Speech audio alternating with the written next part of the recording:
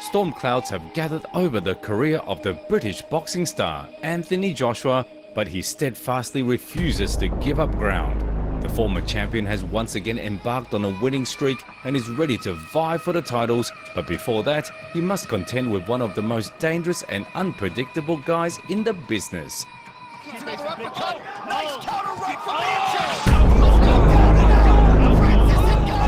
Can finally call himself the greatest heavyweight in the world! Many of us thought that the former UFC champion Francis Ngannou had no place in the boxing ring, but the Predator had a different opinion. On October the 28th, at a boxing event in Riyadh, he almost brought to his knees the best contemporary heavyweight, proving to all of us that writing him off is a mistake. Now Ngannou will face another threat in the heavyweight division, Anthonyjoshua. Will he manage to put on another show? Will Joshua's size and technique prevail, or will Ngannou's strength and ingenuity take the lead? We'll find out the answer very soon. Meanwhile, get comfortable friends, ahead of you is the countdown to the fight between Anthonyjoshua and Francis Ngannou. Don't forget to hit the like button, subscribe and comment in 4 words, and here we go. Let's get started. Not many know this, but what connects these guys is an interesting fact. Their early childhood was spent in Africa. While Francis worked in a sand quarry for a couple of bucks a day, Joshua learned discipline and hard work at a boarding school. That's where the intersection of the fates of 2 future athletes ends, and you already know about the further paths of each. Anthony returned to his homeland, the British Isles, and there, after going through the harsh school of life, eventually found himself in boxing. The talented young man proved himself in both the amateur and professional arenas, becoming an Olympic champion and taking the IBF title in just 3 years of professional competition. Soon, the champion had 3 belts from major organizations at his feet, but he lost them twice, first in a bout with Andy Ruiz and later in 2 tactical confrontations with Alexander Usyk. Ngannou also didn't waste time, and thanks to wild perseverance mixed with luck, managed to escape from his native Cameroon, ending up in France. From there, the future champion began his journey in sports, specifically in mixed martial arts.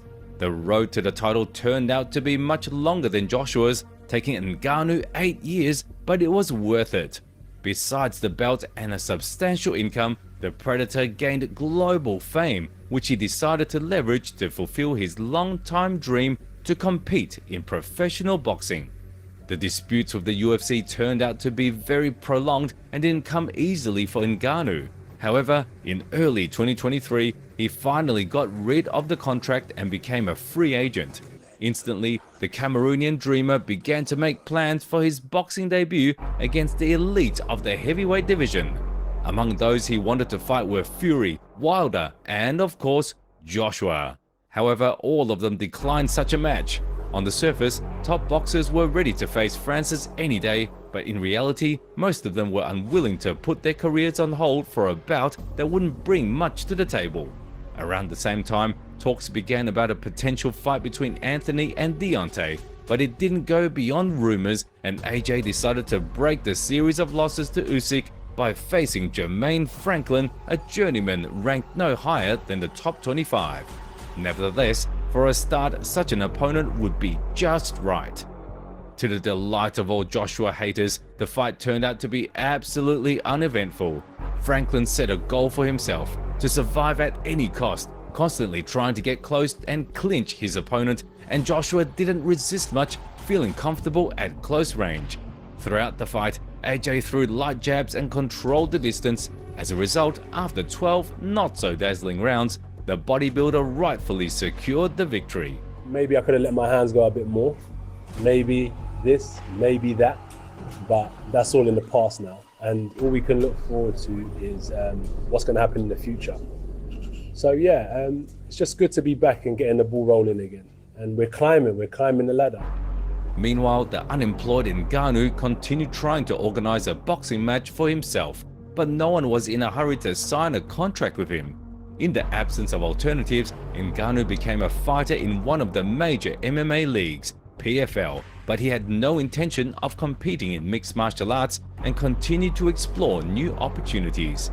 It seemed like all of the Predator's efforts were in vain, but in mid-July, there was a surprising announcement that Tyson Fury had agreed to fight him. The Gypsy King had been negotiating a meeting with Alexander Usyk for a long time, but it ended in failure due to the Britain's insatiable ambitions. Left without obvious options for a comeback, Tyson received an offer that was hard to refuse: to perform at the opening of the festival in Riyadh in a 10-round bout against NGANNOU, and then in winter to fight Usyk. Considering the sponsor of these fights, I believe Fury received a substantial fee, and NGANNOU finally achieved what he wanted. What was Joshua doing during this time? Well, Anthony was not idle, and almost immediately after the Franklin fight, he got a new opponent, and this time he was much more dangerous. The role of a threat to the former champion was played by the huge puncher and a fan of failing doping tests, Dillian Whyte, whom AJ had defeated many years ago. After that defeat, the villain went on a streak of 11 consecutive wins, but then suffered losses to Povetkin and Fury. His loss to Fury was later avenged by defeating Jermaine Franklin, albeit less convincingly than Joshua did. I think a fight between Anthony and Dillian could have been interesting, but we were not destined to see it, as Dillian was once again caught doping and suspended. As a replacement on short notice, Robert Helenius stepped in, who had become part of a fight with one of the best knockouts of 2022, albeit in the role of the victim. After a brutal fall, the Finn had already retired, but he still agreed to face Joshua.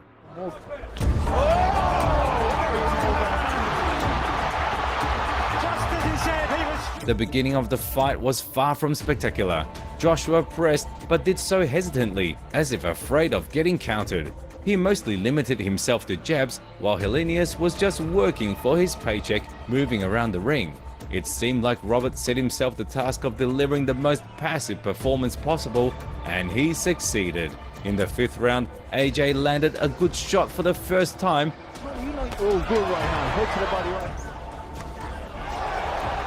And by the next 3-minute interval, his opponent had a broken nose. But all of these were just warm-ups. In the 7th round, Anthony's lead hand forced Robert to open up, and in the next moment, a super powerful punch landed on the jaw. The big guy put his entire body into this punch, and it was enough to send Helenius straight to the other side. I know there's a lot of things we can improve on, and I felt better than I did in April. That's the main thing. But I'm not going to rate my opponents. I'll leave that to coach and the team.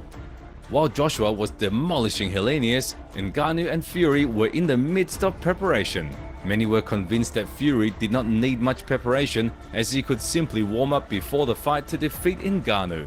However, the Gypsy King approached the matter with utmost seriousness, just like NGANNOU. In promotional videos for the fight, NGANNOU was constantly seen training under the guidance of Mike Tyson, but as it turned out later, it was just a promotional move, and NGANNOU was preparing with much more competent trainers. However, objectively, he had little chance. A debut fight in the professional ranks and against an undefeated reigning champion at that? What could he hope for? NGANNOU started the bout very cautiously, trying not to move unnecessarily, while Fury attacked with jabs in his standard manner.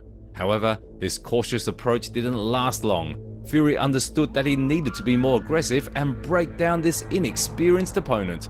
But as soon as he made the first careless moves, everything suddenly went dark before his eyes. NGANNOU landed an incredible left hook.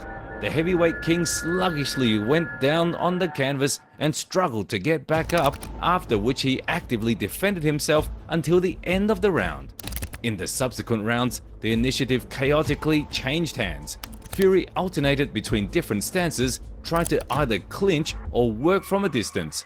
However, the Predator still found ways to deliver his 2-punch combinations and surprisingly held up well in terms of endurance. When the fight approached its end, almost all fans believed in NGANNOU's victory. However, by a split decision, the win went to Tyson. I don't want to go out there trying to knock him out. I don't want to go out there throw heavy punches because I might miss, and if this fight is going to the decision, I might have a hard time if I empty my gas tank. So I was very composed. I'm like, okay, I get you. One thing, when we get closer and then when we touch glove, I'm like, let me take you to school. I'm like, you motherfucker, you are not taking me to school. That's why, like, when I knock him down, I was dancing in front like, you're a bad professor, motherfucker. It's challenging to immediately answer the question of who outclassed whom in this fight, but one thing can be said for sure: Francis Ngannou performed much better than expected, and now every respectable heavyweight wanted a fight with him. Eddie Hearn, for example, gave several interviews discussing the match and explaining why Joshua is stronger than both of them. He also expressed his desire to arrange a fight between his protege and the Predator. I told everybody before, I met Francis Ngannou in Vegas and he wanted to fight Anthonyjoshua. I was like, put it to AJ, and he went, no, look, I want to become world heavyweight champion. Almost like, what respect am I going to get for beating Francis Ngannou, a guy that's never had a fight before? Now Francis Ngannou's beaten Tyson Fury, I'm up for it. I mean, I've not spoke to AJ. He may say to me, shut up, you. I want to fight Wilder, I want to do this. Soon, Ngannou was asked about his thoughts on this fight. His response was bold. I'm willing to fight. He said he'd knock you out. This is what he said. What? He said he'd knock you out. Well, but even Tyson Fury said the same thing, and Tyson Fury is better than Anthonyjoshua. So what do I care about what people say? You heard that? The proud AJ disagreed with such statements, but had no intention of giving loud interviews on this topic, let alone accepting Ngannou's challenge. Instead, Joshua continued to insist on promoting his dream fight against Deontay Wilder. The Brit had been wanting to face the Bronze Bomber for several years, but organizing this event had proven difficult until the Saudis intervened. As part of the Riyadh Festival, the Sheiks decided to organize another grand night of boxing, inviting several renowned heavyweights, including both Joshua and Wilder, though not in the same pair. Wilder's opponent was the experienced and technical Joseph Parker, while Joshua was set to face Swedish boxer Otto Wallin, who had once boxed well against Fury but still lost. Joshua delivered an exemplary performance. With a massive size advantage, he easily controlled Wallin with an outstretched arm and accurately countered if the Swede attempted to close in. Wallin constantly tried to load up on a powerful left, but Joshua easily evaded, then went on the offensive himself. Starting from the third round, the Brit actively worked with the left hook, and his punch proved decisive. Wallin absorbed every side blow and seemed clueless about how to defend himself, while Joshua continued to press and increasingly split with the hook. In the fifth round, Joshua landed the most significant heavy blows on Wallin, prompting the Swede to quit the fight during the break. Let's not say Otto because he's a true warrior. I think the corner play a big role in what happens to their fighter so he can live to fight another day. But I'm sure he would have carried on, but it's all about your vision, your timing, your reaction, and I'm just a gifted fighter that has a special gift, and I use it to my best ability. If Joshua and Wilder had both won their opponents, a joint bout would have been arranged by spring, and talks about it began even before the fighters entered the ring. At first glance, Parker and Wallin posed no threat to boxers of their caliber, and this was evident with the latter. However, Joseph confused the fans by defeating the seemingly non-threatening and seemingly unmotivated Wilder with a decisive score, shattering all dreams of an epochal showdown. Thus, Anthony was left without a potential great fight. Who could he fight now? Not Parker, as nobody wanted to watch such a bout. However, the Saudis quickly offered AJ a new option, and he agreed without much hesitation. As you've understood, it was Francis Ngannou. Yes, after the fight with Fury, the Predator really wanted a rematch, which, considering the split decision, was warranted. However, Tyson still has to deal with Usyk. Despite my boundless respect for Ngannou, the clash between the Gypsy King and Alexander is much more crucial for the division. Nevertheless, they decided not to put Ngannou on hold and immediately unleashed him against another top opponent, which is commendable. Interestingly, just a month ago, Joshua responded to a question about a potential fight with Ngannou with clear disdain. Did Ngannou's performance against Fury add another name to that? Like, do you look at Ngannou now potentially and think, wouldn't mind that fight? From an entertainment point of view, Yeah. Not from a That was it. I didn't really do no gimmicks. But if I want to do a few gimmicks, yeah, I think Ngannou's a serious think gimmick. it's a gimmick? In the sense that Now he's not that a boxer. He's ranked with the WBC now. Have you No, seen but that? he's Top not 10? a boxer. Like me fighting in the UFC is like gimmicky. Yeah. Like I'm not a UFC fighter, but I'm a serious fighter. Like, he's not a boxer, But he's a fighter. that's what I say. He's a serious gimmick. You know what I mean? So I'll be on it though. Definitely. It's amazing how quickly the Saudi money can change a boxer's rhetoric. However, that's not our concern. The main thing is everything is on track, and we already know the date. On March the 8th, Anthonyjoshua will face Francis Ngannou, and this encounter will shed light on the real skill level of the Cameroonian, and moreover, it will indicate whether AJ still harbors championship ambitions.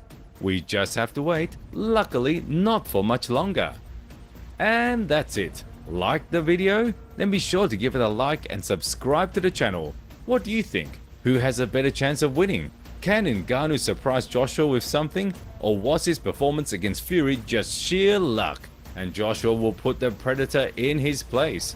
Be sure to share your opinion in the comments.